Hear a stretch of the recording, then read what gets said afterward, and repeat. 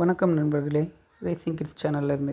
இன்றைக்கி நம்ம என்ன பார்க்க போகிறோம் அப்படின்னா, நம்ம மாடி தோட்டத்தில் நமக்கு தேவையான பழங்கள், காய்கறிகளை எப்படி பயிரிடலான்னு.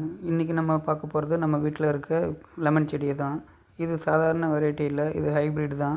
இதையும் நம்ம பேரலில் தான் வச்சுருக்கோம். இதில் பாருங்கள், சின்ன பூவிலேருந்து காயாகி நம்ம அறுவடை பண்ணுற வரைக்கும் இந்த வீடியோவில் போட்டிருக்கோம். நீங்கள் எந்த எக்ஸ்கியூஸும் சொல்லாமல் இன்றைக்கே நீங்கள் உங்கள் வீட்டுக்கு தேவையான பொருட்களை விளைய வைக்கிறது எப்படின்னு நீங்களும் கொஞ்சம் ஆராய்ச்சி பண்ணுங்கள்.